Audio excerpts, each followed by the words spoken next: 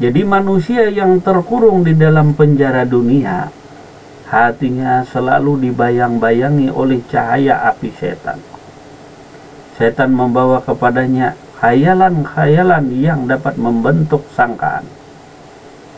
Nah, jadi setan tadi menyuguhkan khayalan-khayalan yang menyebabkan kita buruk sangka kepada Allah Subhanahu wa Ta'ala. Apabila seseorang itu didatangi oleh keinsapan atau mau bertobat dari dosa-dosanya, maka setan akan datang. Nah, setan jadi manusia tadi yang di penjara tadi hendak bertobat, insaf tadi daripada dosa dan kesalahannya. Lalu setan tadi datang. Setan akan mengulang tayangan, diulangkan setan tadi. Nah, tayangannya, dosanya yang telah lalu seperti berzina, membunuh, dan lain sebagainya tadi. Dosa-dosanya yang telah lalu ditayangkan oleh setan tadi. Nah, ditampilkan lagi flashback kehidupannya masa lalunya. Lalu, nah, terbayang-bayanglah kepada dirinya tadi. Nah, maka setan akan mengulang akan perbuatannya tadi dengan gambaran yang sangat hina dan menjijikkan, sehingga orang itu merasakan dosanya terlalu besar. Jadi dinampakkannya pulang, ditayangkannya segala perbuatan dosa dan kesalahannya masa lalu tadi, lalu diputar ulang, dinampakkan oleh setan, dibayang-bayangi oleh setan dosa dan kesalahan yang masa lalu, sehingga dirinya sangat merasa hina dan menjijikkan, sehingga orang itu merasa dosanya terlalu amat besar. Tidak mungkin bagi dirinya untuk mendapatkan keampunan daripada Allah Subhanahu wa Ta'ala. Kebayang besarnya dosa dan kesalahan, mungkin kada bisa diampuni oleh Tuhan. Terbayang-bayang dosa dan kesalahan. Ini yang terjadi. Nah, dia tenggelam dalam lautan sangkaan bahwa Allah Subhanahu wa Ta'ala tidak akan mengampuni dosa. Ini berburuk sangka juga. Bila kita tuh menyangka dosa-dosa kita yang besar itu tidak diampuni oleh Allah Subhanahu wa Ta'ala, berarti kita berburuk sangka kepada Tuhan, seolah-olah Tuhan tidak pernah mengampuni dosa dan kesalahan kita. Padahal tadi diri hendak bertobat, diri insaf di jalan Allah.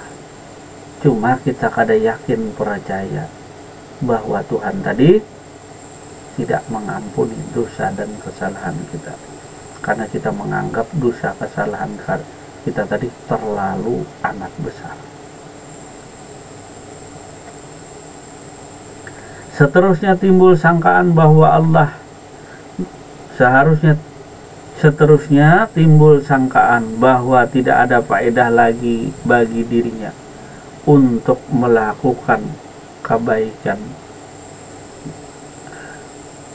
karena dosa-dosa yang lalu menghalangi kebaikan yang hendak dilakukan diterima oleh Allah Subhanahu wa Ta'ala. Katanya tidak mungkin lagi kebaikan-kebaikanku diterima oleh Allah, karena dosaku terlalu banyak, dosaku terlalu besar. Lalu memandang Allah kada mungkin lagi menerima segala amal baik. Untuk apa lagi berbuat amal baik tadi, kalau Tuhan kada mengampuni dosa dan kesalahan? Maka jadilah dia seorang yang hidup dengan dosa-dosa yang lalu, dan tidak ada kebaikan lagi yang baru dia kerjakan. Jadi tidak ada kebaikan yang baru dikerjakan. Jadi dia mengenang hidup masa lalu yang bergelimangan dosa dan kesalahan tadi, larut di dalam sana tadi, dan tidak mau lagi berbuat segala amal baik karena berburuk sangka kepada Allah, seolah-olah Allah tidak mengampuni dosa dan kesalahannya karena buruk sangka. Buruk sangka ini tadi lebih besar dosanya Karena buruk sangka kepada Tuhan tadi. Mencabar kesempurnaan Tuhan, buruk sangka tadi. Buruk sangka dengan Tuhan. Jadi dosanya yang besar tadi dibanding buruk sangkanya kepada Allah Subhanahu wa Ta'ala tadi, lebih besar dosanya buruk sangka daripada dosa-dosa yang telah dilakukannya ketika masuk penjara tadi, membunuh, berzina, merampok dan lain sebagainya. Jika dibandingkan dengan buruk sangkanya kepada Allah, menuduh Allah tidak mengampuni dosa dan kesalahannya tadi, maka dosa yang paling besarnya tadi adalah berburuk sangka kepada Allah. Maka dari itu hati-hati kita tadi dengan manusia, dengan Allah, terlebih lagi jangan sampai berburuk sangka kepada Allah Subhanahu wa Ta'ala. Karena dosa secara lahir yang kita kerjakan tidak lebih besar daripada dosa batin kita, dosa hati kita yang sering berburuk sangka kepada Allah Subhanahu wa Ta'ala.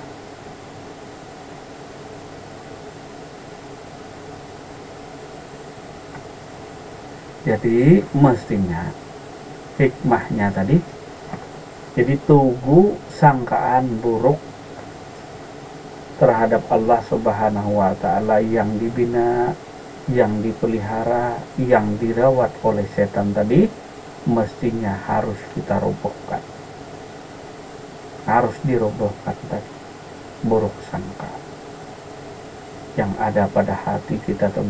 Buruk sangka kita kepada Allah tuh hendaknya kita robohkan, hendaknya kita hindari. Maka dari itu, adapun hikmah daripada Al-Hikam tadi, daripada Ibnu Athiillah telah menganjurkan agar kita tidak meninggalkan zikir kepada Allah Subhanahu wa Ta'ala. Memperbanyak zikir, tidak meninggalkan zikir kepada Allah, walaupun hati kita lalai daripada yang dizikiri. Artinya perbanyak zikir tadi, zikir jahar, zikir sir, ataupun zikir hati tadi. Perbanyak zikir walaupun masih hati kita lalai daripada apa yang dizikiri, lalai lagi dengan Tuhan, gak apa-apa. Yang penting banyak berzikir kepada Allah Subhanahu wa Ta'ala. Perbanyak zikrullah kepada Allah Subhanahu wa Ta'ala walaupun hati lalai daripada apa yang dizikiri. Yang dizikiri tentu Allah Subhanahu wa Ta'ala.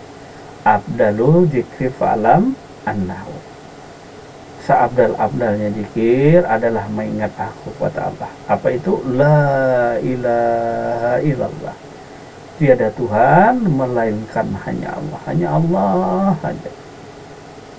Jadi bagi orang yang marifat, yang dilihatnya hanya Allah, yang didengarnya hanya Allah, yang ditaatinya pun hanya Allah Subhanahu wa Ta'ala, baik zahir maupun batin. Yang memerintah, yang menguasai dirinya pun hanyalah Allah, bukan lain.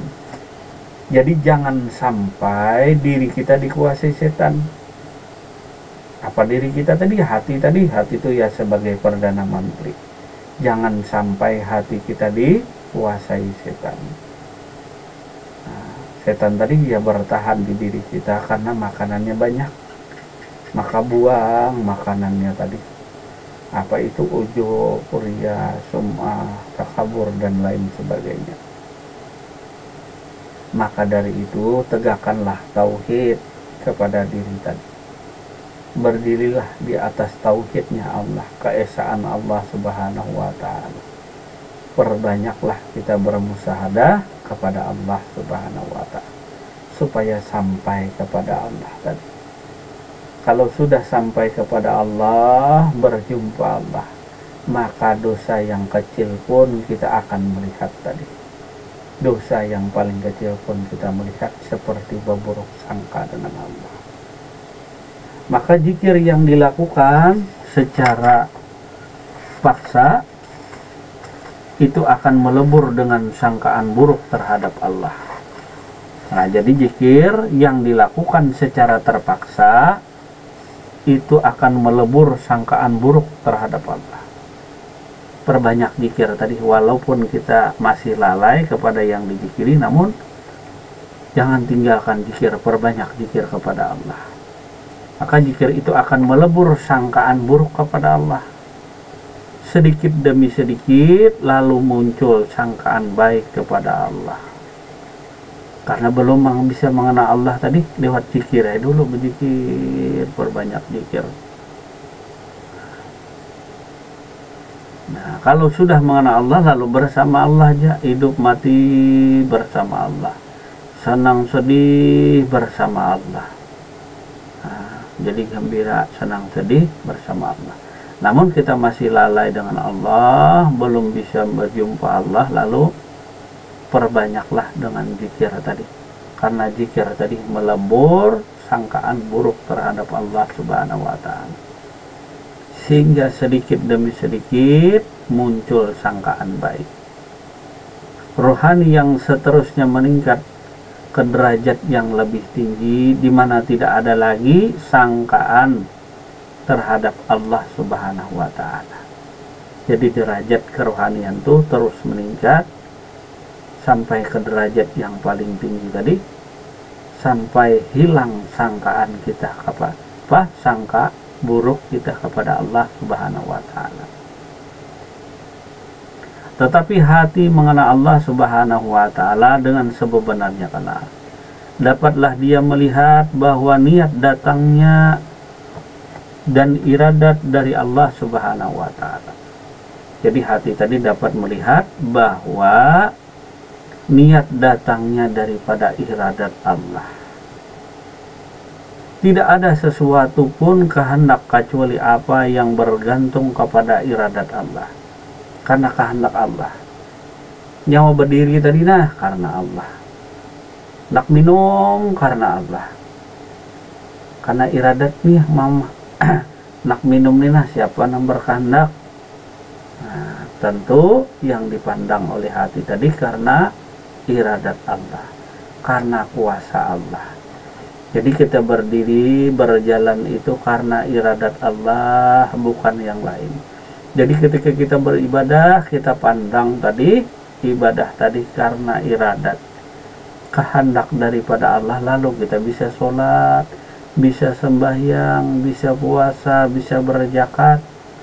Karena semua itu adalah iradat, kehendak daripada Allah. Tanpa kehendak Allah mana bisa kita tadi. Lalu hilang buruk sangka kita tadi. Kita beribadah tadi karena kehendak Allah juga. Nah, jadi pahala yang diberikan Allah apa? Kebaikan diberi Allah tadi.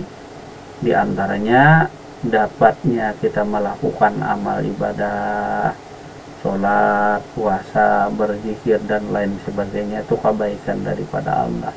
Itu sebenarnya iradat kehendak Allah tadi. Itu berupa namanya kebaikan Allah, itu namanya pahala daripada Allah Subhanahu wa Ta'ala. Tidak ada sesuatu perbuatan kecuali apa yang bergantung kepada kudrat dan iradatnya Allah. Pada sisi Allah Subhanahu wa Ta'ala tidak ada yang jahat, semuanya baik belaka. Jahat hanya wujud apabila nafsu manusia mengadakan kehendak dan perbuatan dirinya sendiri. Nah, jadi pada sisi Allah Subhanahu wa Ta'ala tidak ada yang jahat, semuanya baik. Nah, kalau dari sisi Allah tidak ada yang buruk. Cuma kita buruk sangka kepada Allah Subhanahu wa Ta'ala. Misalnya berdoa kada dikabul-kabul, lalu kita buruk sangka dengan Tuhan. Padahal sesuatu yang ditangguhkan oleh Allah Subhanahu wa Ta'ala mungkin itu lebih baik pemberian daripada Allah tadi kepada diri kita. Jadi penangguhan doa yang tidak dikabulkan, kita mohon kepada Allah, lalu Tuhan kadang mengabulkan, sebenarnya itu pemberian Allah yang terbaik kepada kita. Jadi doa tadi yang kita mohon, yang dijawab Allah dengan tidak mengabulkan doa kita, berarti itulah yang dikabulkan Tuhan. Berarti itu yang terbaik, pemberian daripada Tuhan, iradat Tuhan tadi. Karena kita tidak tahu. Boleh jadi sesuatu yang engkau sangka baik itu buruk bagi engkau. Boleh jadi sesuatu yang engkau sangka buruk bagi diri engkau itu adalah baik.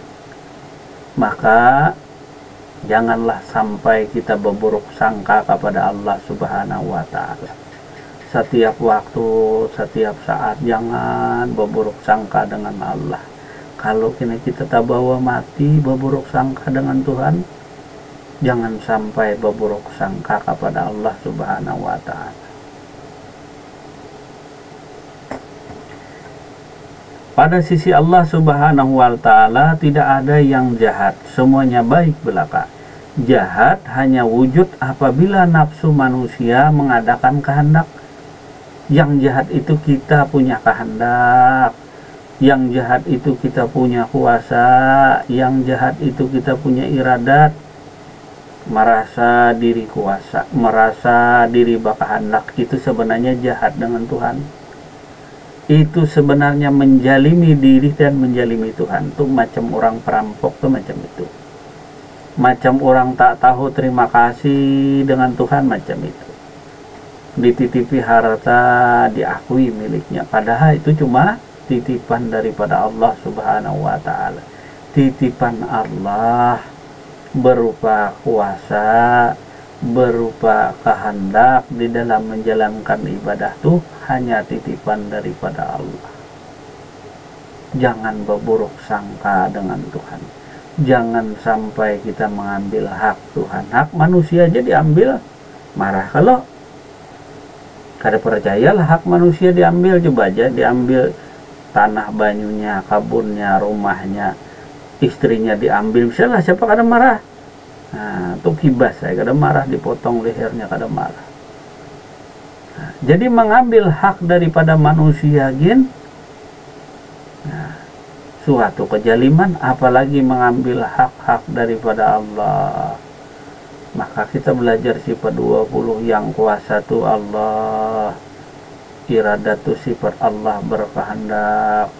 Maka di dalam tauhid itu satu aja, yang kuasa itu hanya Allah, yang berkehendak itu cuma Allah, yang melihat itu cuma Allah, yang berkata-kata itu hanya sifat Allah, yang hidup hanyalah sifat Allah. Sifat makhluk adalah mati, sifat makhluk adalah lemah, sifat makhluk adalah tidak punya kehendak, sifat makhluk adalah bodoh, tidak mempunyai ilmu. Seharusnya kita tadi menyadari, jangan sampai berburuk sangka, apalagi mengambil hak-hak daripada Tuhan.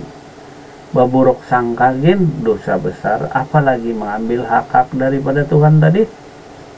Sudah dititipi harta, lalu menjadi rasa miliknya sendiri. Nah, sudah kelama-lamaan memiliki, lalu rasa memiliki sendiri tadi, lalu tak akui. Nah, ini maling namanya, mengakui hak orang lain, apalagi mengakui hak Tuhan. Ngakui hak orang lain maling kalau kita, iya kah Sufyan, iya kah mengakui hak orang lain tuh maling? Mungkin diambil orang kena mobil. Maling kalau mengakui hak orang lain, mengambil hak orang lain maling. Apalagi mengambil hak daripada Tuhan yang punya iradat, yang punya kuasa tadi adalah Allah Subhanahu wa Ta'ala. Jangan jadi maling, apalagi maling hak-hak daripada Tuhanmu tadi. Maka dirikanlah tauhid supaya kada berburuk sangka dengan Allah.